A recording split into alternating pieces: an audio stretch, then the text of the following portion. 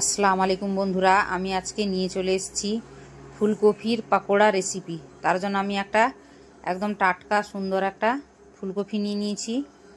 ওটাকে আমি কেটে নিচ্ছি। আগে তার মাথাটাকে কেটে দিলাম। এবারে ফুলগুলোকে আমি ছুরি দিয়ে একটা একটা করে সব ফুলগুলোকে বের করে নিব।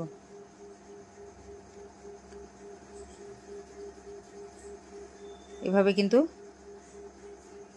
কেটে নিচ্ছি। আপনারা রেসিপিটা বানানোর জন্য এইভাবে ছোট ছোট করে কেটে নেবেন। আমি একটা জামে নিয়ে নিচ্ছি। অবশ্যই রেসিপিটা ট্রাই করবেন। এখন কিন্তু ফুলকপি শীতের প্রায় শেষ শীত, তার জন্য ফুলকপি কিন্তু বাজারে প্রচুর সস্তা। তাই জন্য যত পারেন এইভাবে এই রেসিপিটাকে আপনারা তৈরি করতে পারেন। এবারে ফুলকপিটাকে কেটে নিয়ে আমি ওতে দিয়ে দিলাম লবণ। লবণটা দিলে কিন্তু ফুলকপিটা একটু নরম হয়ে যাবে এবং ওর ভিতরে যদি পোকা টোকা থাকে ওগুলোও কিন্তু বেরিয়ে যাবে। যেহেতু গরম পড়ে গেছে তার জন্য কিন্তু ফুলকপিতে পোকা হয়ে যায়। এবারে আমি একটু 2 থেকে 3 মিনিট লবণ দিয়ে রাখার পরে তারপরে দিয়ে দিলাম জল। জল দিয়ে ভালো করে কিন্তু ধুয়ে নিব। ফুলকপিটা কিন্তু ভালো ছিল, তবুও আমি লবণ দিয়ে দিলাম, যদি কোথাও কিছু থাকে জার নষ্ট হয়ে যাবে। তারপরে এবারে ফুলকপিটাকে ছেঁকে নিয়ে তাতে নিয়ে নিলাম গরম মশলা, আদা রসুন পেস্ট এবং নিয়ে নিচ্ছি একটা ডিম।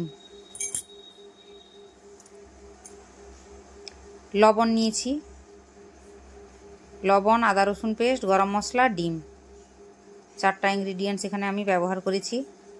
এবারে ডিম দিয়ে ভালো করে মাখিয়ে নিচ্ছি।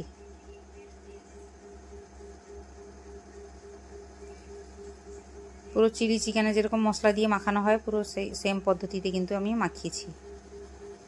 চিলি চিকেনে কর্নফ্লাওয়ার দেওয়া হয়, এতে কিন্তু কর্নফ্লাওয়ার দিব না, এখানে আমি ময়দা ব্যবহার করব।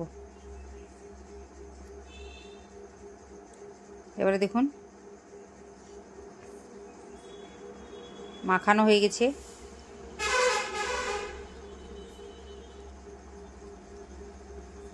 এবারে আমি দিয়ে দিব ওতে ময়দা। ময়দা দিয়ে দিয়েছি।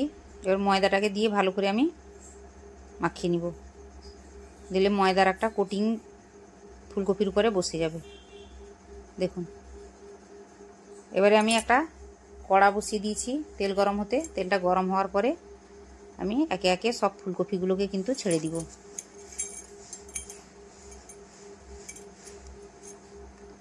অবশ্যই রেসিপিটা ট্রাই করবেন। এটা খুবই টেস্টি রেসিপি, বাচ্চা থেকে বড় কিন্তু সবারই পছন্দের রেসিপি। এইভাবে কিন্তু রান্না করবেন, একবার খেলে কিন্তু বারবার খেতে ইচ্ছা করবে। এখন ফুলকপি বাজারে সস্তা, যত পারেন এই রেসিপিটা বানিয়ে খান। পুরো ভিডিওটা দেখার পরে রেসিপিটা কেমন হয়েছে অবশ্যই কমেন্ট করে জানাবেন। খুবই ইজি রেসিপি, এতে ইনগ্রেডিয়েন্টসও বেশি কিছু লাগবে না। এবার দেখুন আমি কিন্তু পুরো তেল যতটা আছে ততটা কিন্তু ফুলকপি দিয়ে দিয়েছি। 2টো ধাপে ভাজবো, একসঙ্গে হবে না।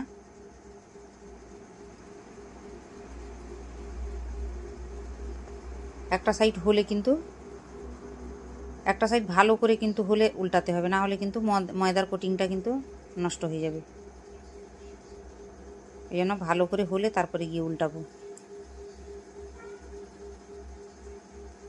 একদম লাল লাল করে ভেজে নিতে হবে। দেখুন একটা সাইড হয়ে গেছে, হতে এবারে আমি উল্টে দিচ্ছি। দেখুন একটা সাইড লাল লাল মতো লাগছে। দিলে কিন্তু ময়দার কোটিংটা সুন্দরভাবে থাকবে। কাঁচা অবস্থায় উল্টে দিলে কিন্তু কোটিংটা বেরিয়ে যাবে। দেখুন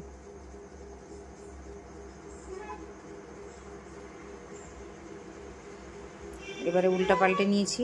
দেখুন একদম লাল হলে তারপরে কিন্তু আমি তেল থেকে ছেঁকে নিচ্ছি। অবশ্যই রেসিপিটা ট্রাই করবেন। রেসিপিটা ভালো লাগলে লাইক করুন, কমেন্ট করুন, শেয়ার করুন এবং সাবস্ক্রাইব অবশ্যই করবেন।